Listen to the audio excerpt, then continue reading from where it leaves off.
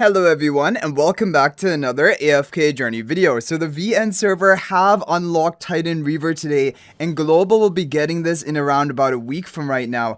Now this is really interesting because for the first time ever we're having a phase 1 Titan Reaver, meaning that is basically going to be like a pre-endless difficulty of these bosses, and there are going to be 2 bosses you have to face back to back and you're going to need 2 teams of 5.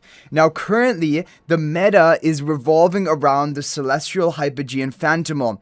Actually, both of the teams right now are going to be using the Celestial, Hypo and Phantimal in the top teams that have been found so far. And the reason really is that this Phantimal, Skyclops, is just more overpowered than other ones, especially for dealing damage, because his laser beam attack is going to keep dealing buffing up the attack of allies which are hit by it. 30% attack boost just from this Phantimal, and so like you basically cannot pass up on this Phantimal. You just will have to force it into your teams, which is yeah, I mean, it's not the most balanced thing in the world.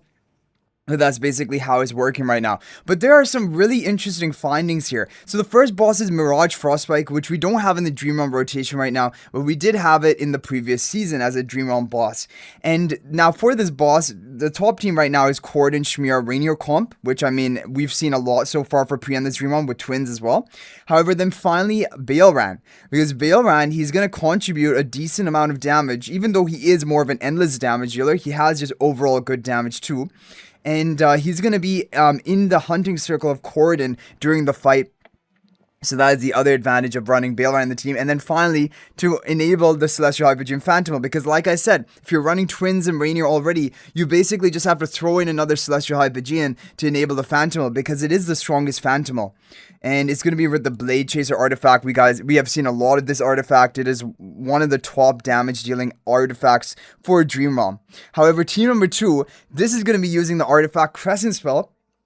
This is going to be the, another, is very similar to Blade Chaser spell, but it is for range damage. You have to basically deal a certain amount of range damage to trigger the effect, but then it is going to increase your overall damage output, because it's a damage amplification to your damage, just like Blade Chaser, you know, increases your damage dealt onto the enemy targets. So that's why both of these artifacts are basically going to be the top, probably, for most of the Titan Reavers.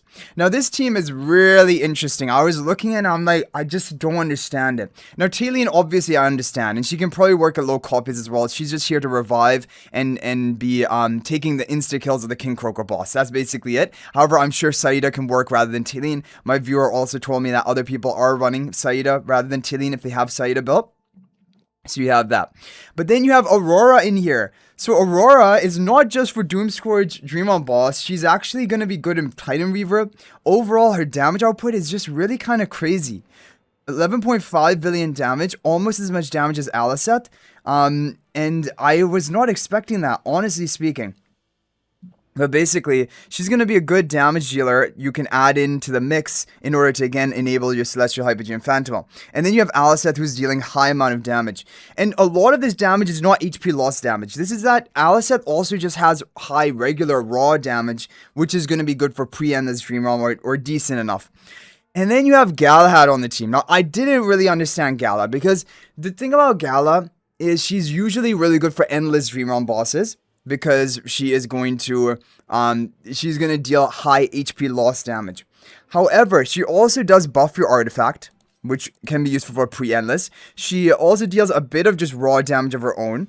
And then she also has a clone of one of your chosen allies. And I think for this team lineup positioning, I believe Gala is cloning the Alicet. I'm pretty sure, and getting like, you know, another 12 seconds of Alicet just bursting the boss. And that's basically the strategy. And then Valara, of course, she's such a good buffer and debuffer for your team. But I'm sure you could use things rather than Galahad. I even did some experimentation. They weren't as good. I tried Nazrik, I tried Silven rather than Galahad. They were not as good. If you look at the score here, 36.29, 36.21, 36.75, right, with Gala. So Gala is still far above the other teams. So I'm just going to show you briefly a replay of both of these teams just so you can see exactly how the fight is playing out. So here, like we said, Baelran's going to enter the hunting circle as well as Schmier. They're both going to be boosted up by that and get value from that.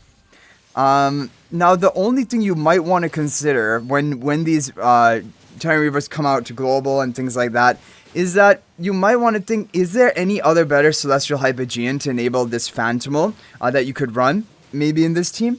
I honestly don't think it is. Baleran is a pretty good damage dealer. We know that for Dream Realm. Definitely shines in Endless, but he's even had pre-Endless usage in some bosses, like specifically Blightshroom. And we know his damage is pretty good even for pre-Endless. So I'm thinking probably this is the optimal team number 1. And usually you do like to run Chimera into Mirage Frostspike. There's a lot of value there. But I was really surprised the fact that you're not seeing Shadewing in the top teams or Silven or Nazrik, like, you know, some of these heroes which you were really kind of predicting to be seen. And it's just really because this Phantimal is too overpowered. You have to run 3 Celestial Hypogean heroes, and then you have basically no spots left for other than the top heroes. Like Corden, Chimera, we know are the top heroes, especially in a Rainier comp. And then the Valara, you cannot not use Valara in a pre-endless difficulty of Dream Realm. And then there's just one slot available, and Gala for right now is actually the best. And I'm really surprised at the Aurora damage from this team. Yeah, so Gala is going to clone the Alicet, and I think that's part of the reason why she's a good option here, just to boost Alicet's total damage. And then also she's going to deal damage of her own, Gala, right? And she's boosting the effect of the artifact slightly. Now, the thing about Gala, especially when you make it to endless difficulty, she usually prefers artifacts, such as like the Mana Wake spell, that deals periodic buffs, because she can double the duration of those buffs. This is an artifact which doesn't really buff, but it deals damage to the enemy target, and like it like amplifies your damage dealt onto that target, but it keeps re-triggering it. So like the duration is never going to be a problem with artifacts like Blade Chaser or Crescent Spell or Aerostorm in the previous season. And so Galahad was so good with like Starbless in the previous season and Blood Moon, because those are duration based artifacts. There's going to be some downtime, but Galahad can patch that up and make there no downtime. So yeah, this isn't the ideal artifact choice for Gala, but still, it's just such a solid artifact, like for reasons that we talked about, like the Blade Chaser spell is for Dream Realm, that you just cannot avoid using it. And so there we basically have it. So overall, let me know your guys' thoughts about this Titan Reaver in the comment section down below, the meta that is currently we're seeing so far, because we don't know what bosses are to come in the upcoming 2 Titan Reavers. Because if you guys don't know, this is just going to be one portion of the Titan Reaver challenge. There are going to be 2 more pairs of bosses, and then in total you're ranking across all 3 pairs of bosses. That is going to be added up, and then you're going to get rewards distributed based on your total ranking. That's how it works.